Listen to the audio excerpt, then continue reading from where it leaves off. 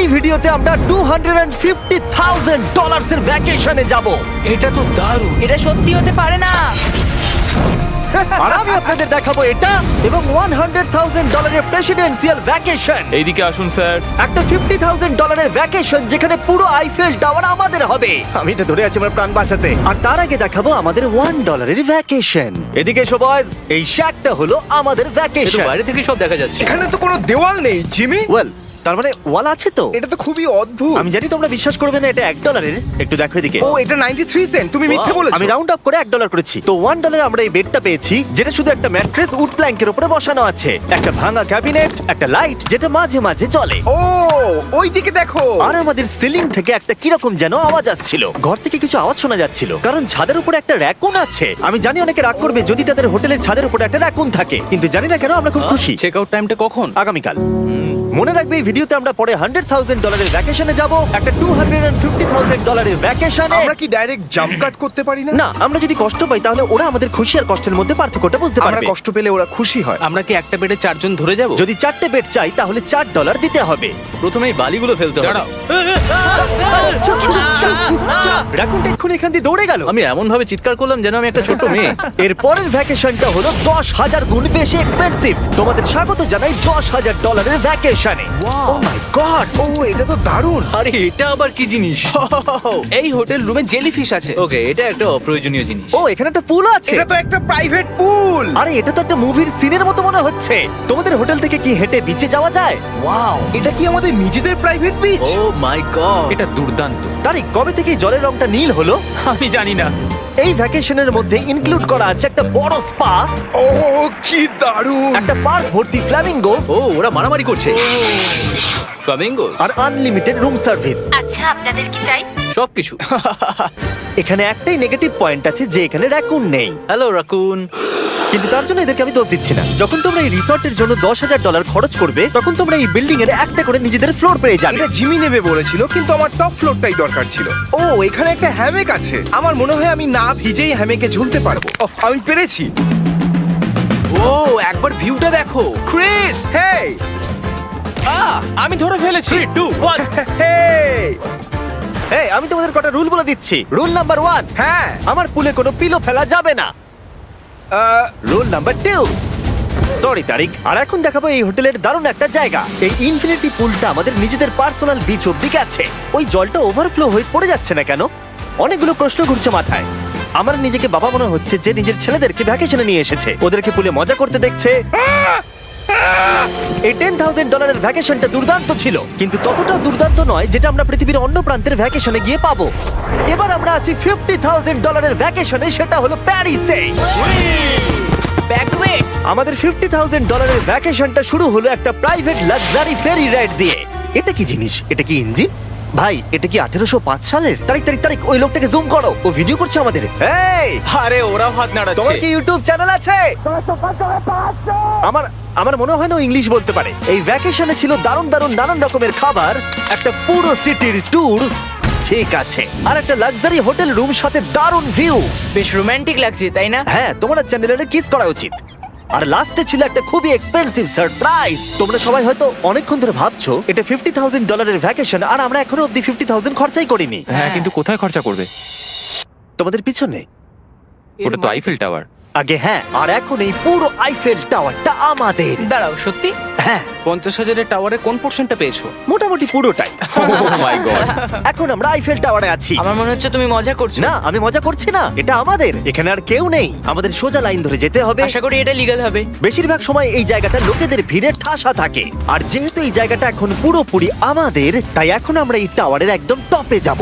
আমি কথা বলছি একদম টপের। বয়েজ, অনেক মজা হয়েছে, এবার সামনের দিকে কোনো যাক। কিছুটা যাওয়ার পর আমরা থামলাম ফার্স্ট ফ্লোরে, যেটা 187 ফিট ওপরে, যেখানে আমাদের জন্য অপেক্ষা করছিল ওয়ার্ল্ড ক্লাস রেস্টুরেন্ট। এই পুরো আইফেল টাওয়ারটা ভাড়া নেওয়া সত্ত্বেও ওরা আমাদের রেস্টুরেন্টের একটা কোণেই বসতে দেবে। আইফেল টাওয়ারের একদম টপ থেকে এই এলিভেটরটা নিচের দিকে নেমে আসছে। আমার ভয় করছে। Open sesame. Thank you. আমি এখান থেকে আমার বাড়ি দেখতে পাচ্ছি। আমরা ফ্রান্সে আছি। আমি এখান থেকে আমার হোটেল দেখতে পাচ্ছি। দেখো আমরা কত উপরে চলে এসেছি। আরে আমার বাপরে। কানগুলো পপ করছে। আচ্ছা, আমরা এখানে এখন কি করছি? ও মাই গড, আমরা তো এখান থেকে গোটা শহর দেখতে পাচ্ছি। ভাই, এটা তো দারুণ। তারিক, দেখো আমরা এখনো কত উপরে যেতে চলেছি। ভাই, আমার মনে হচ্ছে এটা শেষই হবে না। মিথ্যে বলবো না, মনে হচ্ছে আমরা এখনই টপে আছি। আমরা এবার উপরে যাচ্ছি। এবার আমরা টপের দিকে যাচ্ছি। আমার মনে হয় এটাই পৃথিবীর টপেস্ট বিল্ডিং। আমি কি এখন ঝাঁপ দেবো? না, একদম নড়বে না। চলে এসো বয়েজ, আমার পিছনে এসো। এখান থেকে আর কোনো এলিভেটর নেই, শুধুমাত্র সিঁড়ি আছে। ও, এখানে তো খুবই হাওয়া দিচ্ছে দেখছি। আমরা অনেক উঁচুতে আছি। ও মাই গড! ও মাই গড! ও, তারই ক্যামেরাটা ফেলে দিও না জানো।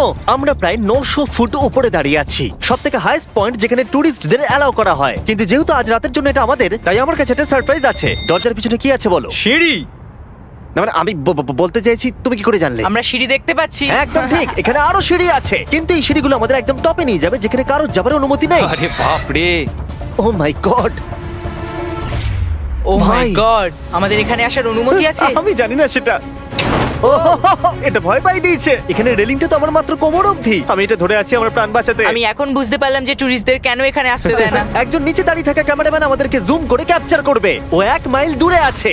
যদি এই লেন্সটা খুবই ভালো হয় তাহলে তোমরা দেখতে পাবে আমরা হাত নাড়াচ্ছি। তোমাদের মানতেই হবে এই $50,000 ভ্যাকেশনটা দুর্দান্ত ছিল। এটা দুর্দান্ত। এটা আমার লাইফ টাইম এক্সপিরিয়েন্স। তোমরা কি তৈরি একটা দারুণ জিনিস দেখার জন্য? আমি জানি না একজন ইউটিউবার এত কোনো পাওয়ার পায়, কিন্তু লাইটস! ও, এবার দেখো,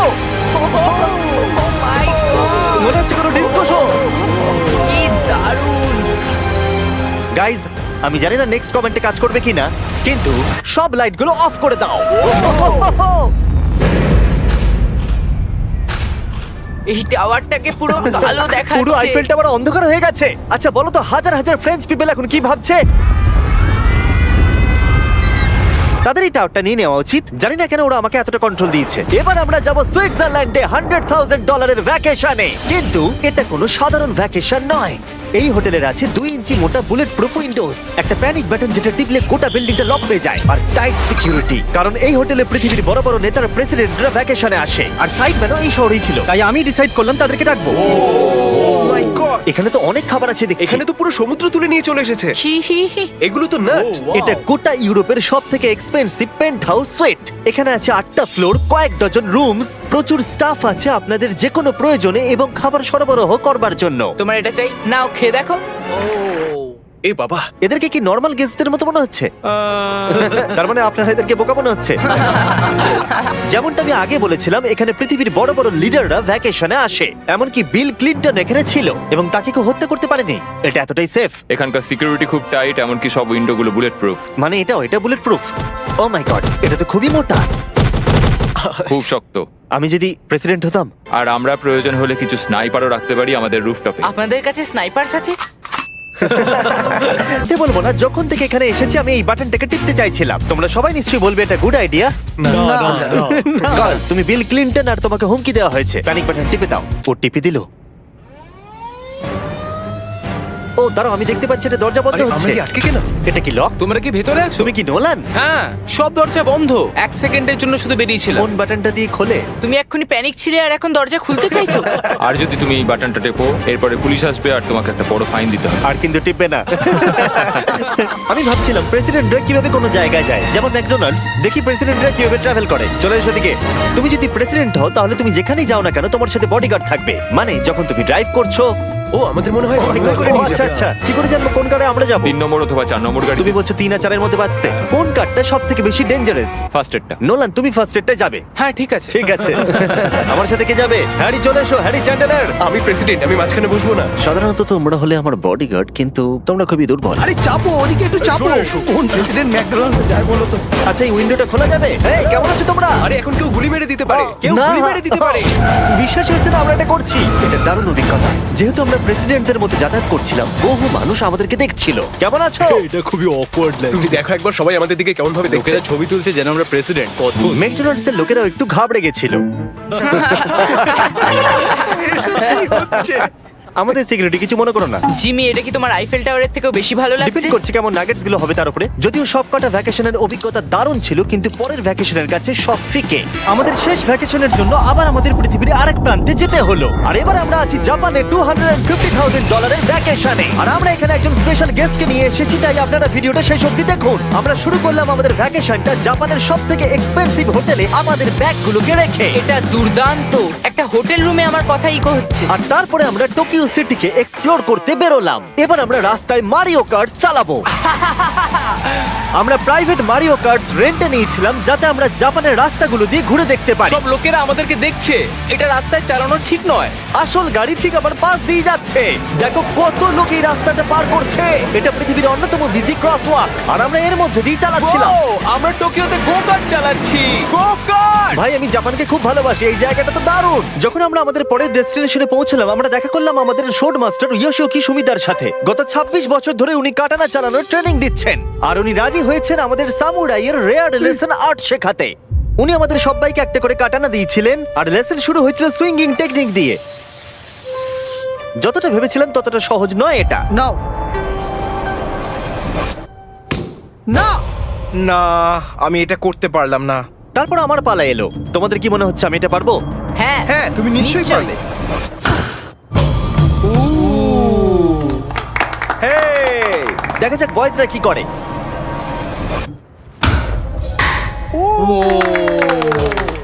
এটা আমি কিভাবে করলাম?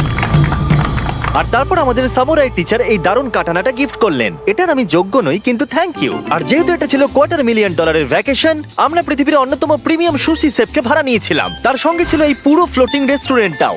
আমরা লুই ভিটেন Oh কোস্টার্স my পাবো। God! শেফ আমাদের টেবিলের পাশেই সুশি বানাচ্ছিল আর তার দুর্দান্ত কাজ দেখা আমাদের কুলেস্ট ডাইনিং এক্সপিরিয়েন্স ছিল। ও ওয়াও। ও মাই গড! ও ওরা বললো আমরা এই পাখিদেরকে খাবার খাওয়াতে পারি, এই নাও খেয়ে যাও। আরে ও হাওয়াতে ক্যাচ করে নিল। আর যখন আমরা বিল পে করলাম তারপর আমরা একটা দুর্দান্ত জায়গার দিকে এগিয়ে গেলাম। চলে এসো, আমি এই পুরো জায়গাটাকে রেন্টে নিয়েছি। এটা দেখার আগে মজা খুলতে হবে। এটা বেসিক্যালি একটা আর্ট মিউজিয়াম কিন্তু দারুণ এক্সপিরিয়েন্স হতে চলেছে। ও মাই গড!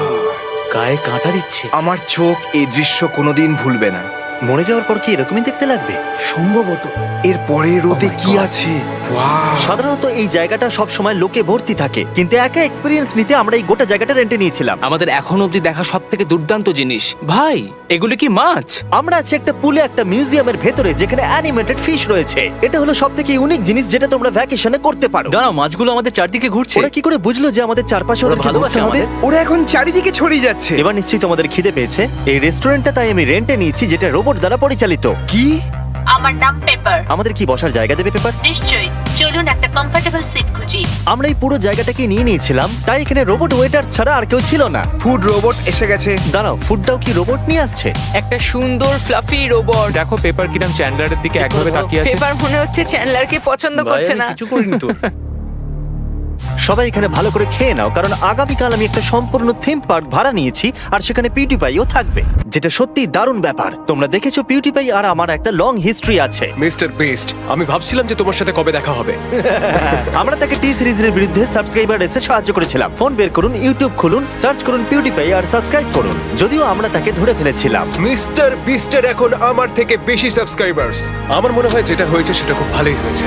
ঠিকই আছে, ও এটা ডিজার্ভ করে। আমাদের এতদিনের পরিচয় থাকা সত্ত্বেও আমরা সামনাসামনি কখনো দেখাই করিনি। আর যেহেতু আমরা দেখা করার জন্য অনেক অপেক্ষা করেছি, আমি রেন্টে নিয়েছি পুরো অ্যামিউজমেন্ট পার্ক। এটা হলো ফুজি কিউ হাইল্যান্ড। জাপানের মধ্যে সবথেকে ভয়ঙ্কর রাইড এখানে আছে। প্রতিদিন প্রচুর লোক এখানে লাইনে দাঁড়িয়ে থাকে কিন্তু স্বাভাবিকভাবেই আমি এই পুরো জায়গাটা রেন্টে নিয়ে নিয়েছি আমাদের জন্য। তুমি এখানকার যে কোনো রাইডে চাপতে পারো।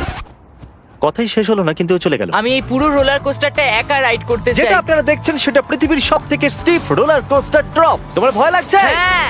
মজা করো। ও ও ও ও ও দেখি আমার ভয় লাগছে।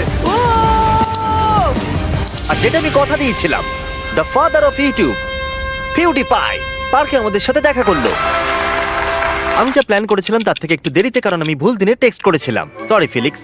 আর ও এখানকার সবথেকে ক্রেজি কোস্টার রাইড করতে চায়। তুমি ভয় কেন পাচ্ছ? আমার রোলার কোস্টারে খুবই ভয় লাগে। এটা অন্য রোলার কোস্টারের মতো নয়। ফিলিক্স যদি চাপে তাহলে আমিও চাপবো। তাহলে চলো। আমার ভয় লাগছে। ঠিক আছে, আমি করব। যদি আমি এই কোস্টারে মরে যাই তাহলে তোমরা কিন্তু ভয় পাবে না। তুমি তোমার জুতো খুলে যাবে। সবকিছু যেগুলো উড়ে যাবার ভয় এটা আছে। দেখেই বোঝা যাচ্ছে যে এটা কত ভয়ঙ্কর হবে। এরা জুতোকেও ভরসা করছে না, ভাবছে এটা উড়ে যাবে। তুমি পারবে। আরে কিছু হবে না। আমার ভালো লাগছে না। এটা আমার বাজে একটা দুঃস্বপ্ন। আমার ভয় লাগছে। আমি এটা করতে চাই না। এবার তো আমার ভয় লাগছে। শান্ত হও। ও, যা খুশি করো কিন্তু ছুঁড়ে কিছু মেরো না। আমার ভয় লাগছে। আমরা অন্য কিছু পাচ্ছি, ভালো কিছু একটা কমফোর্টেবল রাইড। আমি সত্যি জানি না এটাতে কি হতে চলেছে। লিটারালি একটা পয়েন্টে এসে এটা 90 ডিগ্রি ড্রপ আছে। তুমি আমাকে ভয় দেখাচ্ছ। তুমি কেন এখানে আমাকে নিয়ে এলে? তুমি আমাকে এখানে ডেকেছো। কিন্তু আমরা জানতামই না যে এটা কি না এই রাইডটা পিছন দিকে যাবে। আমরা পিছন দিকে কেন যাচ্ছি